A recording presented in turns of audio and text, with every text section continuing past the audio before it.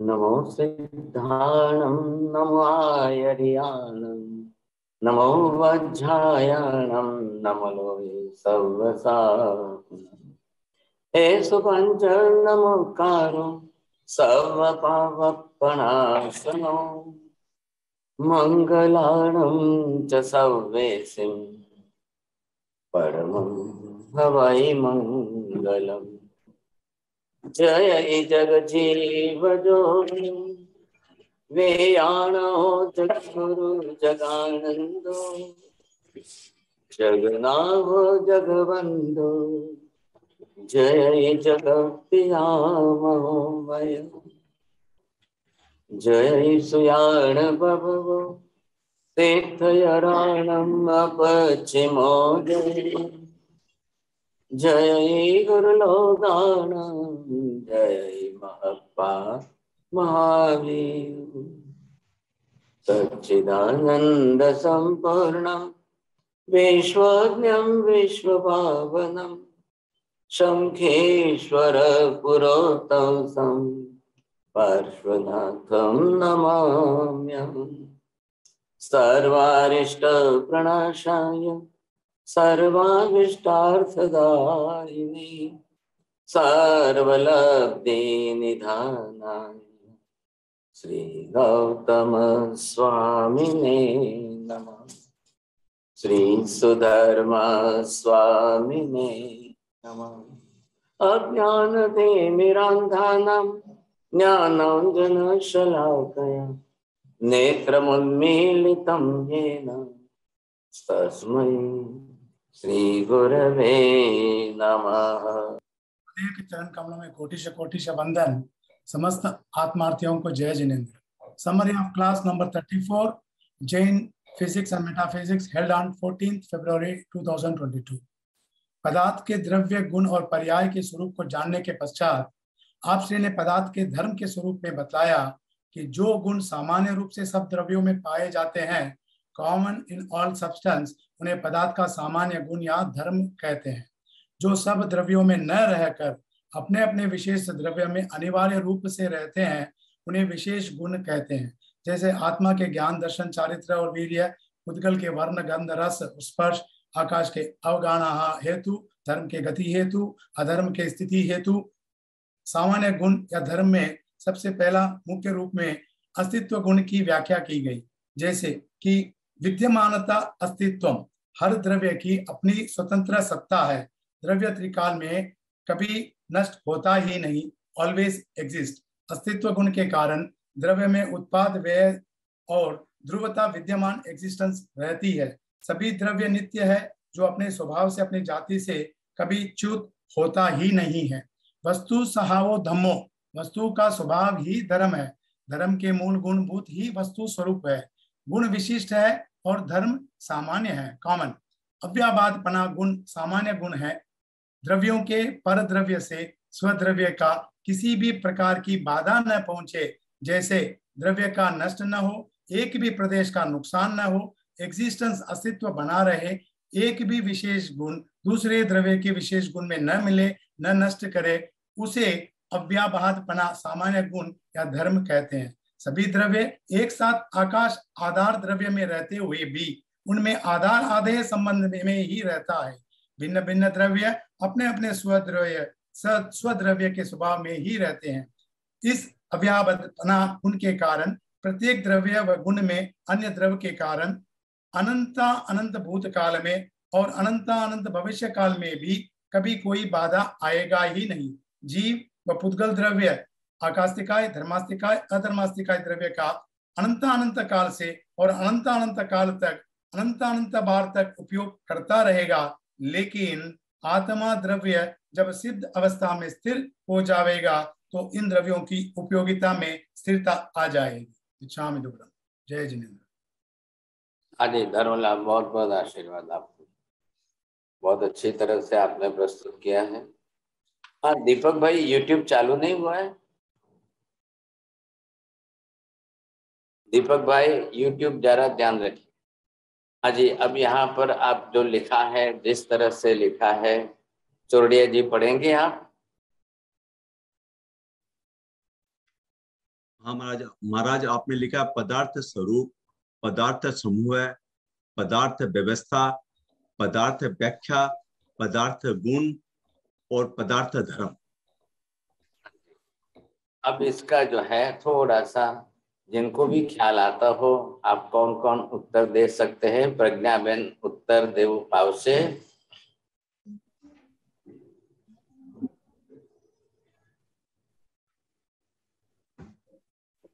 पदार्थ स्वरूप એટલે પ્રદેશ સમૂહાત્મક પિંડ સ્વરૂપ તે દ્રવ્યનું સ્વરૂપ છે તેના અને તે અખંડ છે। 27 लोगस गणजो। चलो किसको किसको जमता है अपनी अपनी तरफ से, जिसको भी आता है। राहुल भाई बोलिए।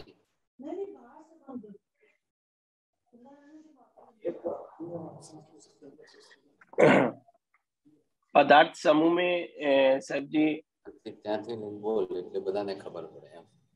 हाँ जी जल्दी करिए राहुल भाई, जल्दी करिए। पदार्थ समूह में पांचों पदार्थ आ गए। पहला ही अभी क्लियर नहीं हुआ है, आगे मत बोलिए। पदार्थ का स्वरूप नित्य है और उससे मतलब हो गया पहले पदार्थ स्वरूप में। चलो आप 27 लोगस गिनना। अजय चोरडिया जी बोलिए। महाराज पदार्थ स्वरूप हुआ महाराज कि उत्पाद वैध मतलब ध्रुवत्मक जो आप बोल रहे हैं, जिसमें द्रव्य गुण पराय है, उसका उत्पाद वैध ध्रुवत्मक होता रहता है। 27 पदार्थ का स्वरूप है। 27 लोगस गिनना था। चलिए साहब, आज हंसाबेन शाह आपको धन्यवाद, आपने just you have open the window. बोलो अब पहले स्वरूप नंबर 1 का स्वरूप, पदार्थ का स्वरूप इसे कहते हैं जिसका रूप रंग आकार प्रकार। चलो आप 27 लोगस गिनना। हाँ जी आचलिया जी बोलिए। મારા સાહેબ આલ પાસ ઓવર મારા સાહેબ। धन्यवाद। चलो बहुत डर लग गया ना 27। Kanan ben can you give answer? Sir I can try. I think पदार्थ का जो स्वरूप है उससे हमने द्रव्य गुण और पर्याय कहा है। वेरी गुड, आपका फर्स्ट प्राइज आया, आपको पहली गिफ्ट मिलेगी समझे। चलिए साहब नंबर 2 पर आना है। अब आप जो है माता जी बोलिए नंबर 2।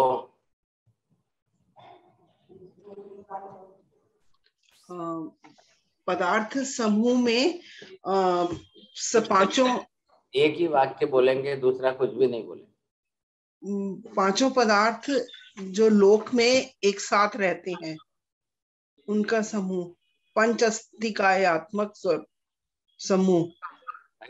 आ रहा है लेकिन अभी ढक्कन आया है, डब्बी नहीं आई। चलो परमिता बहन जल्दी करना, एक सेंटेंस ही है बस। पंचास्तिकाय समूहात्मक रूप जो लोक है वो पदार्थ का समूह कहलाता है। वेरी गुड, बहुत अच्छा है। चलिए साहब नंबर 3 पर बताइए मेहता जी, जल्दी करिए।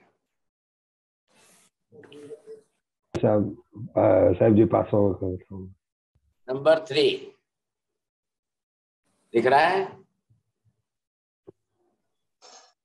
जी नहीं साहब, पदार्थ की व्यवस्था का नहीं पता चल रहा है। फिर आपको नहीं बोलने का भी पनिशमेंट आएगा। हाँ जी नरेंद्र जी बोलिए। द्रव्य के बिना गुण नहीं होता है, गुण के बिना द्रव्य के बिना गुण नहीं होता है, गुण के बिना पर्याय नहीं होता है, और पर्याय के बिना द्रव्य नहीं होता है। यह पदार्थ की व्यवस्था है। 27 लोग। चलिए अब जिसको भी आता है वो जल्दी हाथ ऊपर कर लो। द्रव्यात्मक, उत्पाद जैव द्रव्यात्मक। वेरी गुड, फर्स्ट प्राइज आया आपका, बहुत अच्छा है। चलिए अब नंबर 4।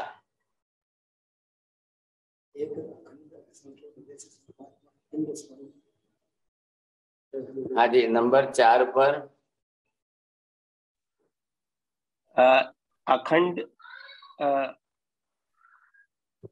अखंड प्रदेश समूह आत्मक पिंड स्वरूप। आत्मा का ये हो गया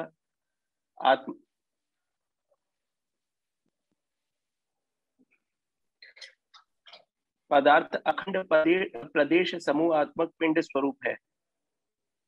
54 लोगस गिनना। चलिए सर, तृप्ति बहन आता है तो बोलना। हाँ, आप नए नए हैं इसलिए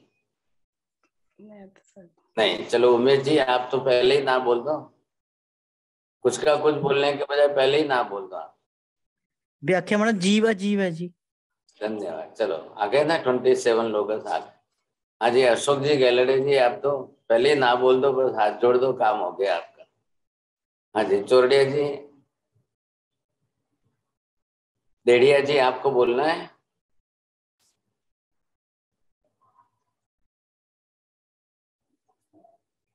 नहीं, चलिए साहब, अब जिनको भी बोलना हो तो ध्यान दीजिए आप इधर। ट्राई करो साहब जी। बोलिए, इच्छा हो तो बोलिए। पदार्थ अनादि काल से है और अनंत काल तक रहेगी। चलिए साहब, अभी आइए हेमंत विजय महाराज बोलते हैं, आप जरा जोर से सुन लेना।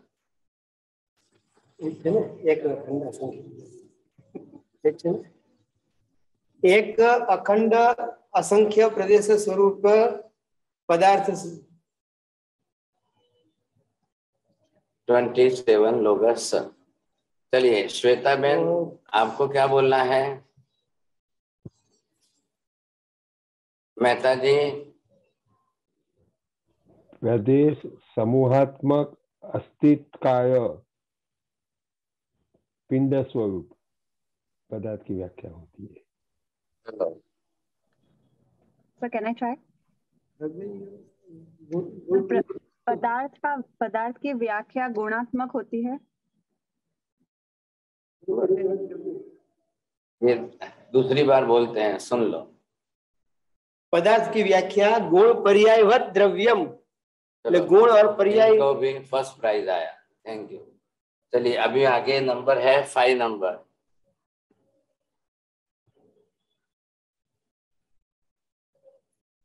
चंद्रेश भाई बोलू छे। हंसाबेन बोलो। ગુણા ભેદ કહા તો એટલે કે ગુણ પદાર્થને બીજા પદાર્થથી અલગ પાડે છે એની बीजी वक्त 27 लोगस। चलिए साहब, अब जिसको आता है नरेंद्र जी। पदार्थ के विशेष गुण को पदार्थ गुण कहते हैं। चलिए साहब, अब जो है ये सारे, हाँ जी अशोक जी बोलिए, इच्छा हुई आपकी। आत्मा का गुण प्रदेश।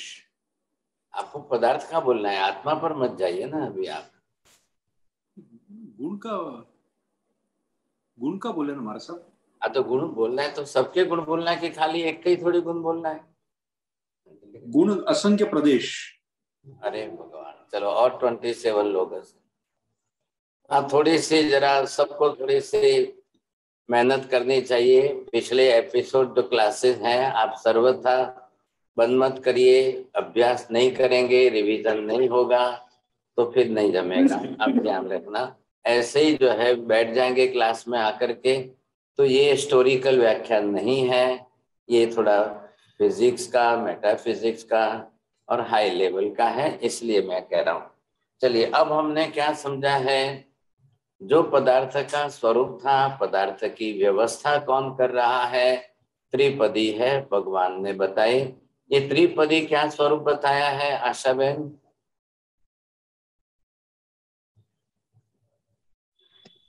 त्रिपदी में આપણે ઉપનેવા વિનેવા और द्वेवा त्रण शब्द से। मेहता जी आप ये बताइए, भगवान ने त्रिपदी की व्यवस्था क्यों बताई? तत्व को जानने के लिए। भगवान ने त्रिपदी की व्यवस्था बताकर पदार्थ का स्वरूप और पदार्थ के पर्याय सब जानने के लिए त्रिपदी की व्यवस्था बताई है 14 श्लोक में सब में। पदार्थों का समूहात्मक स्वरूप जगत है, तो अब पदार्थों की व्यवस्था कैसे होगी? व्यवस्था के लिए ये त्रिपदी है साहब। तो जो भी पदार्थ जिस समय जिस तरीके से है, अब ये आप देख चुके हो कि पदार्थ का स्वरूप जो है, अब पदार्थ किस तरीके के हैं, वो द्रव्य और गुण और पर्याय रूप में।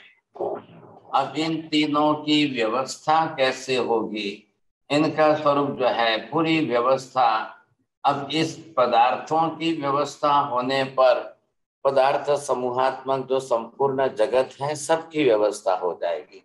तो ये व्यवस्था कारक जो है ये कौन है? ये है त्रिपदी। अब त्रिपदी के अंदर जो आया ये उत्पाद, व्यय और द्रव्य स्वरूप जो आया है।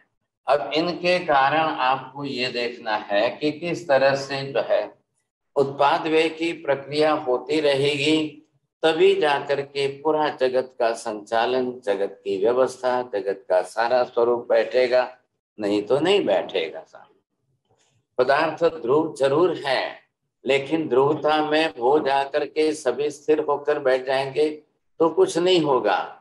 आत्माएं सभी अनंत आत्माएं मोक्ष में जाकर सिद्ध बन करके बैठ जाएगी तो पूरे जगत के अंदर कोई व्यवस्था ही नहीं चल पाएगी। साहब क्या लाएगा? आत्मा ही नहीं रहे तो सिर्फ जो है परमाणु परमाणु या पुद्गल रहेंगे, आकाश धर्मास्तिका धर्मास्तिका रहेंगे, तो फिर जगत की कोई व्यवस्था चल ही नहीं पाएगी। संचालन जो है करना है, संचालन करना है तो सारी व्यवस्था आत्मा के हाथ में है। आत्मा ही सब कुछ करता है। जैसा करता आत्मा है वैसा दूसरा एक भी पदार्थ नहीं है। जैसे आत्मा का कर्ता भाव, भोक्ता भाव, ज्ञाता भाव, दृष्टा भाव ये जो हमने समझ लिया है, अब ये ऐसा दूसरा एक भी द्रव्य नहीं है। आकाश धर्मास्तिक है, अधर्मास्तिक है, ये कैसे हैं? स्टेडी स्टेबल द्रव्य है, स्थिर द्रव्य है। अब ये स्थिर द्रव्य है और निष्क्रिय द्रव्य है। आत्मा सक्रिय द्रव्य है, अस्थिर द्रव्य है। अस्थिर होने का मतलब क्या हुआ? उत्पाद व्यय की प्रक्रिया जिसमें निरंतर होती रहती है सो अपनी तरफ से अस्थिर द्रव्य है। स्वद्रव्य में स्वयं की ही पर्याय का परिवर्तन हो और उसी के कारण उसकी अस्थिरता बनी रहती है। और आत्मा की इतनी अस्थिरता, यही इसका संसार है। मेहता जी ध्यान देना, थोड़ा समझने की कोशिश करना। आत्मा की अस्थिरता जो उत्पाद व्यय की प्रक्रिया के कारण चल रही है, यही अस्थिरता, इसी का नाम संसार है। अब इसका अपोजिट सेंटेंस बना करके बोलिए आप। मेहता जी बोलिए। आत्मा जब उत्पाद व्यय और ध्रुव में स्थिर हो जाती है उसे मोक्ष कहते हैं। जब वापिस सेंटेंस समझ के बोलिए।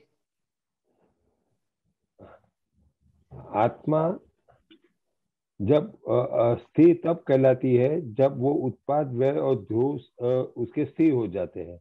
नहीं, भी सेट करिए, सेंटेंस सेट करिए। अब उत्पाद व्यय की प्रक्रिया द्रव्य स्वरूप से आत्मा में न हो और आत्मा स्वयं द्रव्य रूप से सर्वथा निष्क्रिय बनकर स्थिर हो जाए, इसी का नाम मोक्ष है। दोनों तरफ से दोनों सेंटेंस बनाइए, डेफिनेशन बन जाएगी। संसार की डेफिनेशन, मोक्ष की डेफिनेशन दोनों साथ में बैठ जाएगी। दोनों डेफिनेशन बोलना है, दो सेंटेंस ही बोलना है बस।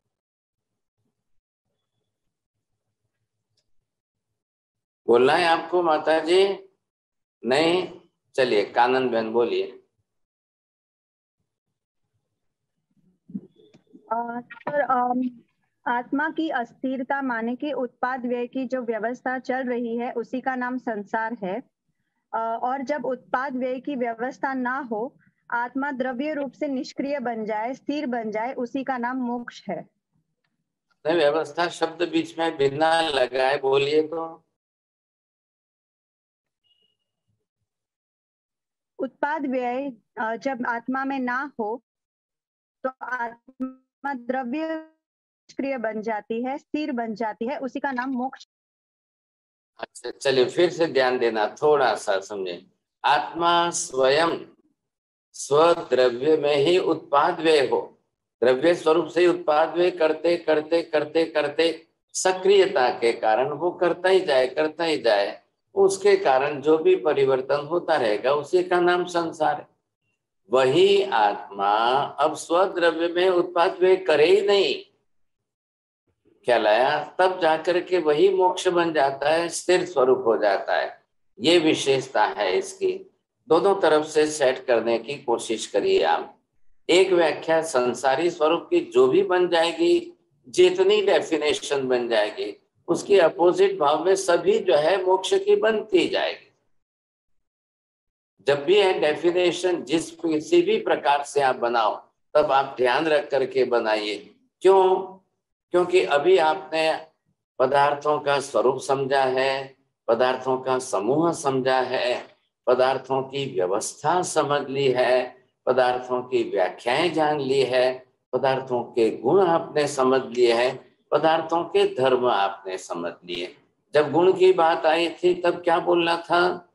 अपने अपने द्रव्यों के विशिष्ट जो है वो गुण है, वो गुण उनको ही उनके उन्हीं द्रव्यों में रहते हैं। धर्म कौन हो गए? सामान्य रूप से एक में भी रहे अन्य में भी रहे वो धर्म है। लेकिन गुण कौन से हैं? विशिष्ट है, तो वो स्वद्रव्य के बिना अन्य किसी में नहीं रहेंगे। देखिए, मैं आपको एक एडवाइस दे रहा हूं कि आप जो है पूरे जगत का स्वरूप समझ रहे हो। ये पदार्थ विज्ञान है। पदार्थ विज्ञान का मतलब ही ये है कि आप पूरा जगत, संपूर्ण लोक अलोक जो भी है, जितने भी है, उस सब का स्वरूप आप समझ रहे हो। और आप पदार्थ विज्ञान के अंदर आपका कंसेप्ट क्लियर हो जाएगा तो इसकी 1000 ब्रांचेस निकलेगी। सब ब्रांचेस जो है जितनी निकलेगी वो सब अलग अलग शास्त्र बन जाएंगे सबका समझने के लिए। और जितने भी विषय दुनिया के होंगे सबका समावेश, मतलब ओरिजिनल फाउंडेशन जो है वो ये पदार्थ विज्ञान रहेगा। इसलिए पदार्थ विज्ञान में अब बिल्कुल कमी न रखें, कचाश न रखें, बिल्कुल जो है अच्छी तरह से इसको स्पष्ट करते जाएं, ताकि आपका बेस अगर बन गया इन पदार्थ विज्ञान का तो आगे के सभी विषयों को आप आसानी से समझ जाओगे। आत्मा उद्गल पदार्थ को ग्रहण करके अपने कर्मानुसार जितने जन्म करेगी वो हो जाएगा जीवों का स्वरूप। आ रहा है ख्याल में आपको? वो हो जाएगा कौन सा? अलग विषय बन जाएगा। अभी हम पदार्थ विज्ञान समझ रहे हैं तो सभी पदार्थों का अभ्यास कर रहे हैं। आप जीव विज्ञान जब समझोगे तो सिर्फ जीवात्मा के बारे में। तो वो क्या है? उत्पाद व्यय की प्रक्रिया से स्वयं जीवात्मा पुद्गल परमाणु को ग्रहण करके भिन्न भिन्न प्रकार के शरीर बना करके रहे, उसको कहते हैं जीव विज्ञान। आप समझ में आ रही है बात? राहुल जी वापिस बोलिए।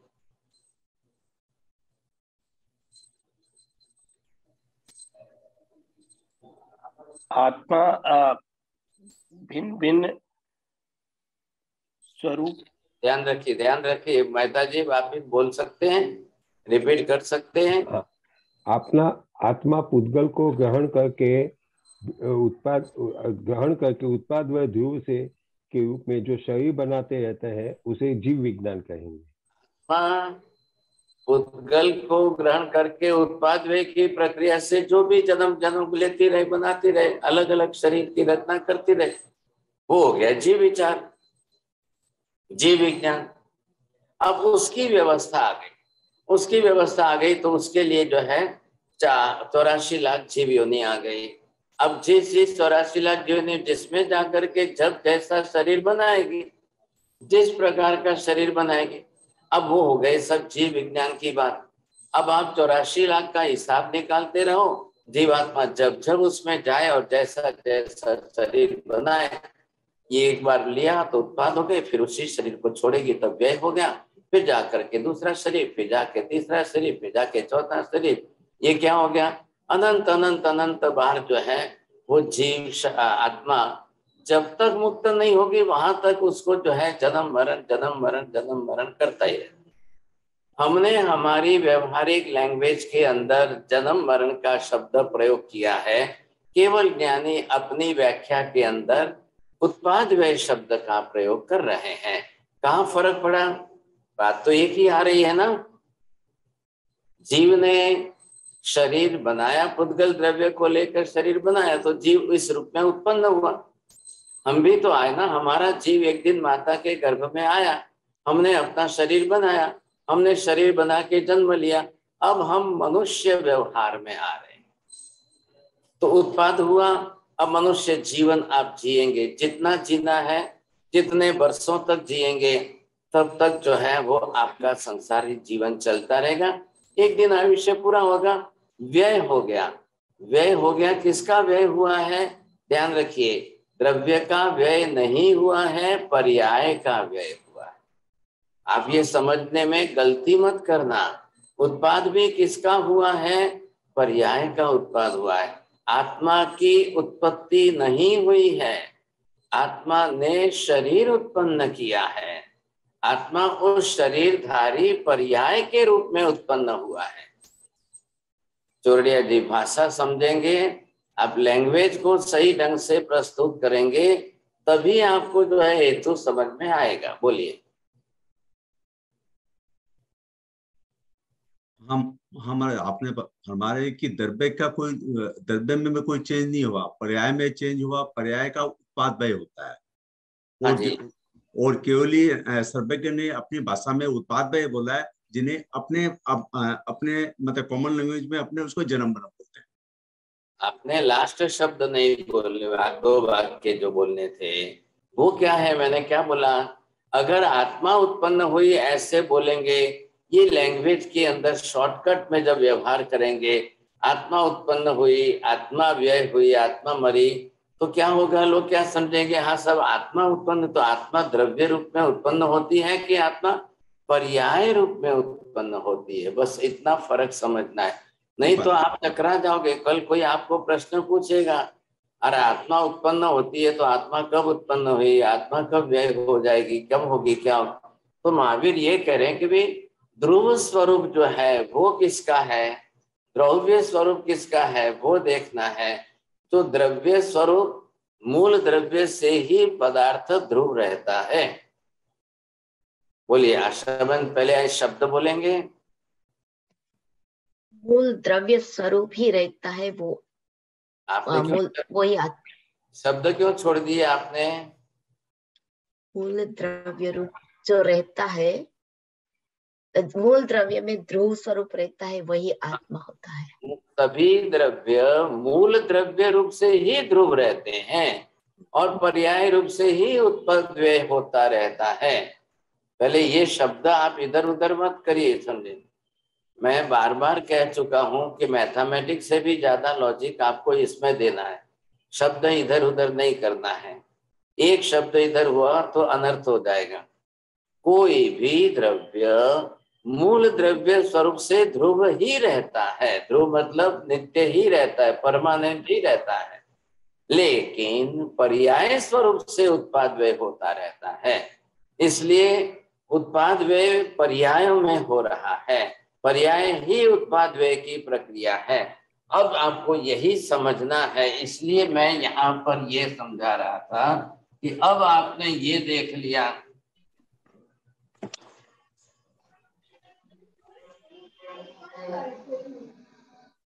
अब आपको क्या ख्याल आया? पांचों नंबर 1 आपने पहले क्या देखा? पदार्थ समूह।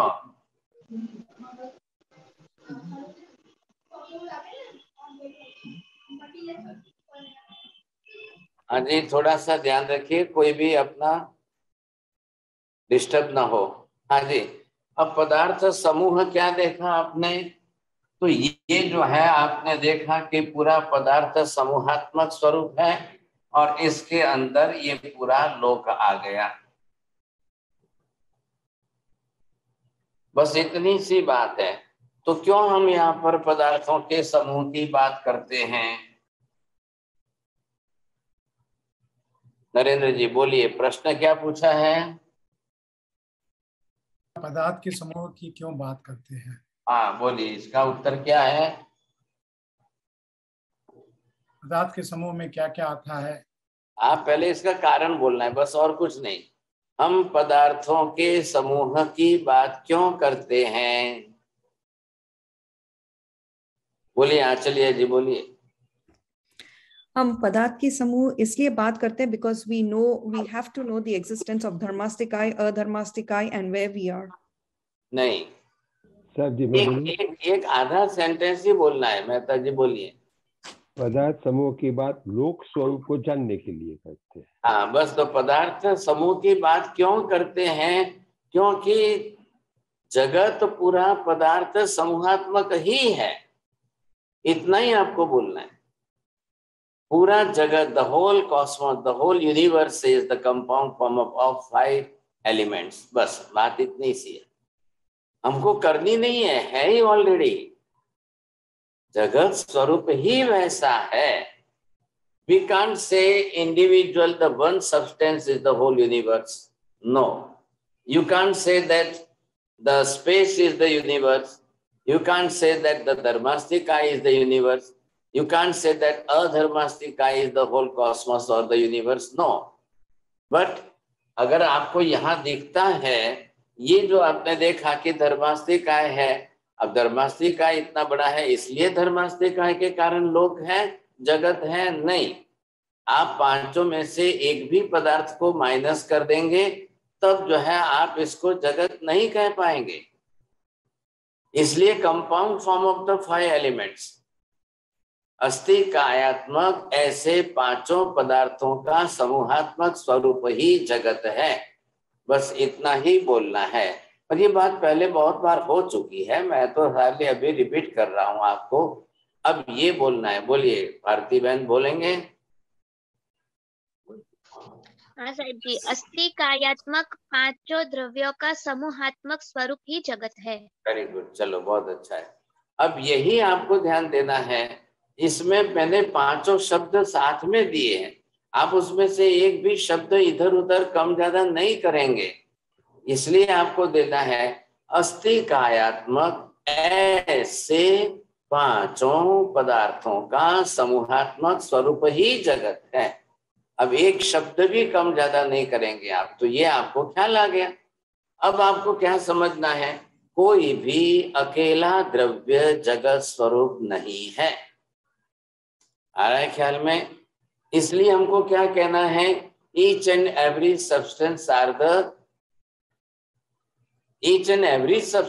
The as a ingredient of the whole cosmos, whole universe. ये एक एक द्रव्य इन पांचों के घटक द्रव्य है, तो आपको जगत स्वरूप आपको ख्याल में आएगा, नहीं तो कैसे आएगा? समझिए कि नहीं। अब पांचों अस्थि कायात्मक स्वरूप कैसे हैं? अब आपको structural form of the each and every substance, इसका मीनिंग क्या समझे आप? बोलिए आचल्य जी, क्या समझा आपने? तो अभी आपने बोला कि ये पांचों के इंडिविजुअली अपने को बताना है, व्हाट इज इट कॉम्पोजिशन। नहीं, अभी मैंने लास्ट सेंटेंस बोला है। आपने इनके इंडिविजुअल बताया ना कि धर्मास्तिका, इन पांचों के बताना कॉम्पोजिशन। आपको लास्ट सेंटेंस ध्यान से सुना ही नहीं आपने। अभी मैं पूछ रहा हूँ what is the structural form of the each and every substance, मतलब क्या हुआ? चौरड़िया जी बोलिए। स्ट्रक्चरल फॉर्म महाराज ये हो गया कि वो द्रव्य, उनके प्रदेश, गुण और सब एक ही सेंटेंस है, सब एक साथ मत बोलिए। अच्छा हाँ बोलिए, जल्दी बोलिए। परमिता बहन। अखंड प्रदेश समूहात्मक स्वरूप। वेरी गुड, बस प्रदेश समूहात्मक स्वरूप इतना ही। स्ट्रक्चरल फॉर्म मतलब क्या हुआ? सभी द्रव्यों का अपना अपना स्ट्रक्चरल फॉर्म कैसा है, बस बात इतनी सी है। तो आपने बनाया नहीं है, कोई किसी को बना नहीं रहा है यहाँ पर, लेकिन वो पदार्थों का स्वरूप ही ऐसा है। मतलब क्या होगा मेहता जी? डेफिनेशन ध्यान रखिए, जो जो प्रदेश समूहात्मक पिंड रूप है वही द्रव्य है। इसका अपोजिट बोलिए। जो जो प्रदेश समूहात्मक पिंड स्वरूप नहीं है वो द्रव्य भी नहीं है। वेरी गुड, हाँ बरोबर हो गया। अब जो जो प्रदेश समूहात्मक पिंड स्वरूप है उसी का अस्तित्व है। अब ये बोलना है, प्रज्ञाबेन बोलिए, इतना ही बोलना सेंटेंस, बस एक भी शब्द मत छोड़ना। જે પ્રદેશ સમૂહાત્મક પિંડ સ્વરૂપ છે તેનું જ અસ્તિત્વ છે। बस वेरी गुड बात। अब इसका अपोजिट कौन बनाएंगे, तृप्तिबेन बता सकते हैं? बिना समूह के प्रदेशों का अस्तित्व ही नहीं है। अभी ध्यान नहीं दिया आपने, बरोबर। पहले लिख लो, आप जरा सेट करो, शब्द सेट करो, मैं फिर पूछता हूँ। हंसाबेन, कोई भी प्रदेश समूह के बिना होता ही नहीं। फिर उल्टा हुआ, तीसरी बार में पनिशमेंट ज्यादा आएगा। आप लिख लो पहले। हंसाबेन शाह बोलिए। हाँ, जो प्रदेश समूहात्मक पिंड है उसी का ही अस्तित्व है, और जो प्रदेश समूहात्मक पिंड स्वरूप नहीं है उसका अस्तित्व भी नहीं है। Very good. बस अब आपको एक शब्द बोलना है जोड़ करके, इसलिए प्राइज आ जाए। एक शब्द ही बाकी रहता है, बस आपका प्राइज आ रहा है। जो प्रदेश समूहात्मक पिंड स्वरूप है उसी का ही अस्तित्व है। उसी को द्रव्य कहते हैं। वेरी गुड, वेरी गुड, समझदार है आप। अब दूसरा सेंटेंस बोलिए उल्टा।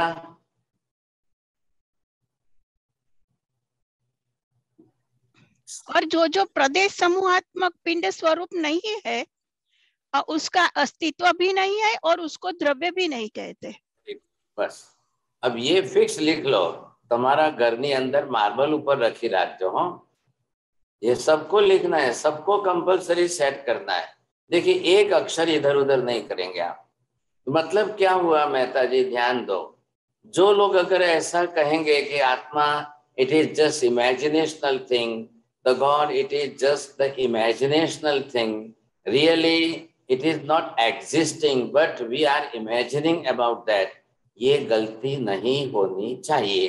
अगर ऐसा कोई बोलता है तो आप समझ सकते हो कि इस व्यक्ति को पदार्थ विज्ञान के सिद्धांत मालूम ही नहीं है, ये द्रव्य स्वरूप समझकर नहीं बोल रहा है। आ रहा है ना कि विषय ख्याल में? इसलिए हमने जितने तरीके से हो सकते हैं उन सब एंगल से जो है इतना ज्यादा क्लियर किया, इतना ज्यादा क्लियर किया है कि अब आपको there is no scope of any type of doubt. There is no scope of any type of doubt, ये ध्यान रखना आप। आ रहा है ख्याल में आपको? आत्मा हो या आकाश हो, आत्मा हो या कोई भी द्रव्य हो, स्ट्रक्चरल फॉर्म में प्रदेश समूहात्मक पिंड रूप है तो ही उसका एग्जिस्टेंस अस्तित्व है, तो ही वो द्रव्य है। नहीं है तो वो द्रव्य ही नहीं है, उसका अस्तित्व ही नहीं है। नहीं है तो वो इमेजिनेशनल थिंग है। तो आत्मा इमेजिनेशनल वस्तु नहीं है, आकाश भी इमेजिनेशनल वस्तु नहीं है। This is the reality. और वही आत्मा सर्व कर्मों का क्षय कर दे, वही परमात्मा है। बात पूरी हो गई। उसको इधर उधर घुमाना ही नहीं है हमको। परमात्मा कोई आत्मा से अलग ही कंसेप्ट नहीं है।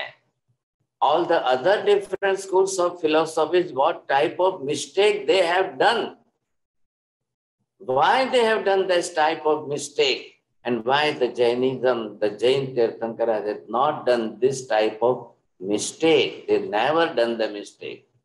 इसलिए जैनिज्म के अंदर फिलोसॉफी भी लॉजिकली प्रूव है। आप समझ में आ गई बात? जैन फिलोसॉफी के अंदर जनक जो है वो सर्वज्ञ केवल ज्ञानी परमात्मा है। Always this credit goes to the सर्वज्ञ। तो केवली भगवंतों ने विजन अपना इतना स्पष्ट, आत्म प्रत्यक्ष से जो विजन उन्होंने स्पष्ट किया, उससे ये पदार्थों का सारा स्वरूप बैठ गया है। इसलिए जैन धर्म कभी भी आत्मा हो, परमात्मा हो, आकाश धर्म, never Jainism will use the imaginational word you see for any substance. We never use this.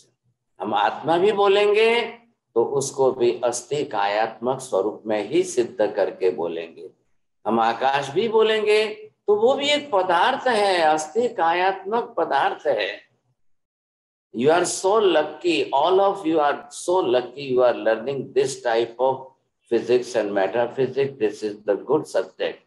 और आप लोग जो है इतने जो है सीना तान के कह सकते हैं कि साइंस से जैनिज्म हजारों माइल दूर है, ऊपर है।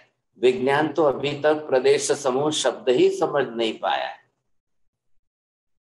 ज्ञान विज्ञान साइंस के फील्ड में प्रदेश समूहात्मक स्वरूप क्या होता है, पिंड स्वरूप क्या होता है, उनकी लैंग्वेज में जाने दो, हमारी लैंग्वेज यूज करें वो, लेकिन उनकी लैंग्वेज में भी वो अभी तक यहाँ तक पहुंच ही नहीं पाया है। इसलिए Dharmastikaya Adharmastikaya it is totally beyond for the science and scientist person. ये केवली का ही विषय है। एक तरफ तो अरूपी है, अमूर्त है, ऐसे द्रव्य है। It is not for the science and the scientist, it is not in their boundary to understand the subject. इसलिए आप ध्यान रखना, ये पदार्थ ज्ञान और पदार्थ विज्ञान, जैन धर्म इसके लिए इन शब्दों का उपयोग करता है। ऐसा पदार्थों का विशिष्ट विज्ञान है। ये जो विशिष्ट विज्ञान है, अब आपको ये ख्याल में आ जाना चाहिए कि इतना ऊंचा। अब एक भी सिद्धांत, ध्यान से सुनना शब्द, एक सिद्धांत संपूर्ण रूप से अकाट्य है। अकाट्य शब्द का अर्थ क्या हुआ चंद्रेश भाई? आ रहा है ख्याल में हो तो बोलिए, नहीं तो नहीं। यहाँ पर एक सिद्धांत को जब अकाट्य बोलते हैं, मतलब कोई साइंस हो, साइंटिस्ट हो, या दुनिया के अन्य different schools of philosophy, unchallengeable sir, एक भी अनचैलेंजेबल। हाँ, ये अकाट्य का मतलब जैन सिद्धांत को कोई भी काट नहीं सकता है, खंडित कर नहीं सकता है, या रॉन्ग गलत प्रूफ नहीं कर सकता है। ख्याल है? आपने भी सही अच्छा शब्द दिया, nobody can challenge that, you see. अब उनके पास वैसे डेफिनेशन नहीं है, उनके पास वैसे कोई स्वरूप नहीं है पदार्थों का, और इसलिए उनके पास इतना लंबा, इतना विस्तार वाला ज्ञान नहीं है किसी के पास। अरे ये बात ख्याल में। अब बस सवाल किस बात का है? पदार्थों का स्वरूप हमने देखा, अब उसको पर्यायात्मक में देखेंगे तब व्यवस्था बैठेगी। और पर्याय में क्या होगा? उत्पादव्यय की प्रक्रिया बदलेगी। तो ये जो समूहात्मक शब्द हमने लिखा है यहाँ पर, ये समूह किसका आ गया? ये आकाश हो गया साहब। अब ये आकाश के प्रदेश हैं, और स्ट्रक्चरल फॉर्म की रचना, स्ट्रक्चरल फॉर्म की रचना के कारण द्रव्य स्वरूप का अस्तित्व है। तो चाहे वो आकाश की हो, चाहे आत्मा की हो, चाहे धर्मास्तिकाय की हो, चाहे अधर्मास्तिकाय की हो, उससे कोई फर्क नहीं पड़ता है तो सभी स्ट्रक्चरल फॉर्म के द्रव्य हैं। प्रदेश समूहात्मक पिंड ही है। तो जैसा आकाश का प्रदेश समूह है, वैसा ही आत्मा का है। जैसा आत्मा का है, वैसा ही धर्मास्तिकाय का है। जैसा धर्मास्तिकाय का है, वैसा ही अधर्मास्तिकाय का है। सर का स्ट्रक्चरल फॉर्म समान, इसलिए वो सभी प्रदेश समूहात्मक के पुद्गल भी हो गया तो क्या हो गया? है तो प्रदेश समूहात्मक पिंड ही है, बस एक ही उसकी विशेषता है कि उसका प्रदेश विभाजित होकर अलग होता है। इन चारों के, आकाश, धर्मास्तिकाय, धर्मास्तिक और आत्मा, इन चारों का एक भी प्रदेश अनंत काल में भी विभाजित होकर अलग नहीं होता है। बस ये विशेषता है। अब पुद्गल के विभाजित होते हैं, इसीलिए ले जाकर के आत्मा पुद्गल के परमाणुओं को ग्रहण करेगी तो ही सब कुछ बना सकती है। अगर आत्मा पुद्गल के परमाणुओं को ग्रहण ही ना करे तो कुछ भी नहीं बना सकती। फिर तो वो कुछ भी नहीं कर सकती है, कुछ भी नहीं बना सकती। अब ये मान लो ना, इन पांचों को हमने यहाँ देखा, एक द्रव्य आत्मा है, दूसरा जो है ये धर्मास्तिकाय है, तीसरा अंदर का जो है ये अधर्मास्तिकाय है। इधर आपने ये देख लिया, ये जो अंदर आप देख रहे हो ये जीवात्मा है साहब, इसका ख्याल आ गया आपको, ये जीवात्मा है। अब जीवास्तिकाय बोलिए ना नहीं है। और ये जो आप देख रहे हो अब ये सब जो है पुद्गलास्तिकाय, ये पुद्गलास्तिकाय के परमाणु हैं। अब इस तरह से जो है ये पांचों द्रव्य हो गए। अब ये पांचों द्रव्य जो जिस प्रकार के जैसे द्रव्य हैं, इन द्रव्यों का जैसा स्वरूप है, अब क्या आप इन पांच में से एक भी पदार्थ के अस्तित्व का अभाव, सर्वथा अभाव स्वीकार सकते हैं? एक पदार्थ को पांच में से किसी एक को निकाल दो, कैंसिल कर दो, पूरी जगत की व्यवस्था टूट जाएगी। मैंने अभी क्या बताया था मेहता जी? त्रिपदी के कारण जगत की व्यवस्था हो रही है। जगत की मतलब किसकी? अस्तिकायात्मक ऐसे पांचों पदार्थों के स्वरूप की व्यवस्था हो रही है। तो वो पांचों पदार्थों का अस्तिकायात्मक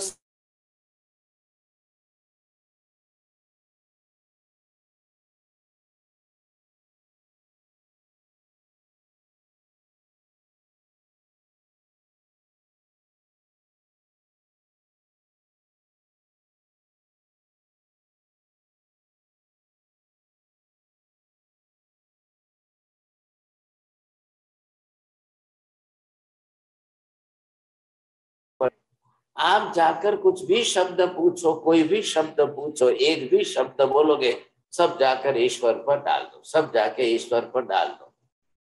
The thing whatever we say which is beyond the Rahul ji.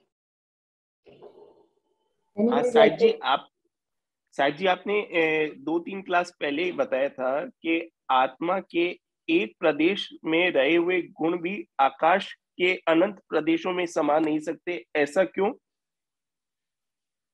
ऐसा क्यों?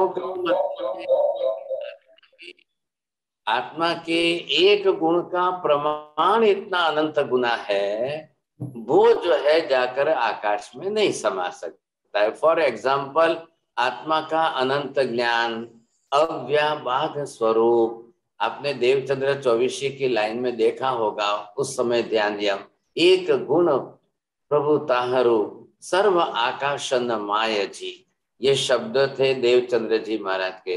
अब आत्मा के अंदर एक गुण में कितना अव्याबाधपना है, कितना अनंत ज्ञान है, कितना अनंत दर्शन है, वो आकाश के अनंत प्रदेशों में भी नहीं समा सकता। इसका प्रमाण इतना अनंत है। आत्मा में गुणों की संख्या अनंत, गुणों का प्रमाण अनंत, एक एक गुण का प्रमाण अनंत, गुणों की संख्या अनंत। इन सबको बरोबर बैठाइए, बरोबर ध्यान में आ जाएगा। सब जल्दी करिए। स्ट्रक्चर साइजी स्ट्रक्चर फॉर्म तो एक जैसा है, फिर ऐसा क्यों होता है? गुण स्ट्रक्चर फॉर्म आया प्रदेशों का, अब आया प्रमाण गुणों का, बस यही तो विशेषता है।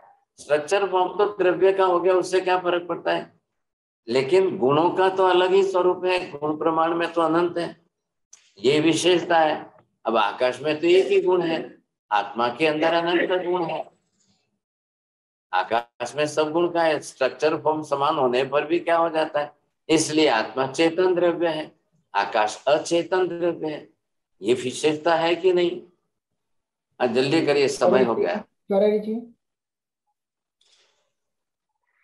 हमारा सा ये पूछ रहा था कि आपने मतलब आपने क्या प्रीवियस क्लास में बताया था कि धुआं देखकर अपने क्या कि अग्नि का लगाते हैं अनुमान, तो उसी तरह आप बताया कि शरीर को देखकर आत्मा, हमारा साथ धुआं को देखकर अग्नि तो सगले सबकी नॉलेज में होती है कि जहां जहां आग होती है वहां धुआं होता ही है, पर शरीर को देख के आत्मा को बताना ये तो बहुत ही कठिन काम है महाराज।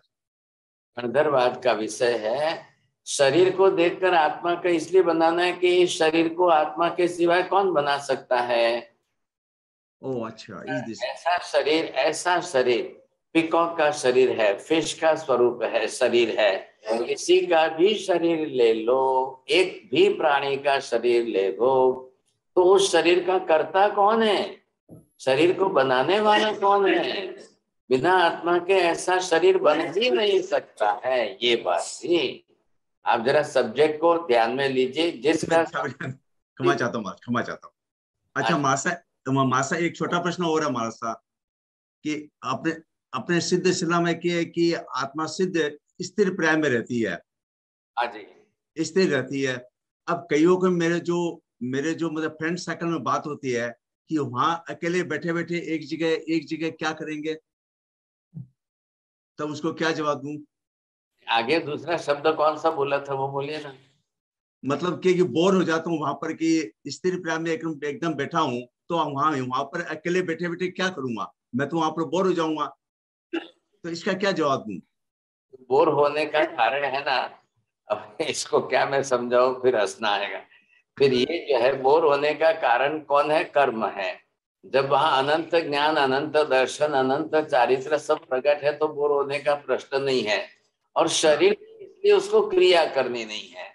आत्मा अपने गुणों में ही सक्रिय, इसलिए शरीर की बाहरी क्रिया उसको नहीं करनी है। बात इतनी सी है साहब। हाँ जी, मथिनंदनी कृतज्ञोस्मी सारे सवाल हो गए हैं। मैं अगली क्लास की अनाउंसमेंट करती हूँ। अगली क्लास जो है जैन कर्म फिलोसॉफी है, कर्मवाद की है। यहाँ से लॉग आउट करके वहाँ लॉग इन करें। मथिनंदनी कृपा करके आपको विनंती करती हूँ, मंगल पाठ करते हैं। और्यन्ताणं नमो सिद्धाणं नमो आर्याणं नमो वज्रायाणं नमो लोये सर्वसाहुणं एषु पंच नमोकारो सर्वपापप्रणाशनो मंगलानं च सव्येसिं परमं हवै मंगलम्। मंगलं भगवान् वीरो मंगलं गौतम प्रभु मंगलं स्थूलिभद्राद्या जैन धर्मोऽस्तु मंगलम्। चत्तारि मंगलम् अरिहन्ता मंगलम् सिद्धा मंगलम् साहु मंगलम् केवली पन्नतो धम्मो मंगलम्। चत्तारि लोकोत्तम अरिहन्ता लोकोत्तम सिद्धा लोकोत्तम साहु लोकोत्तम केवली पन्नतो धम्मो लोकोत्तमो। चत्तारि शरणं प्रवज्जामि अरिहन्ते शरणं प्रवज्जामि सिद्धे शरणं प्रवज्जामि साहु शरणं प्रवज्जामि केवली पन्नतं धम्मं शरणं प्रवज्जामि। सर्वमंगलमांगल्यं सर्वकल्याणकारणं प्रधानं सर्वधर्माणां जैनं जयति शासनम्।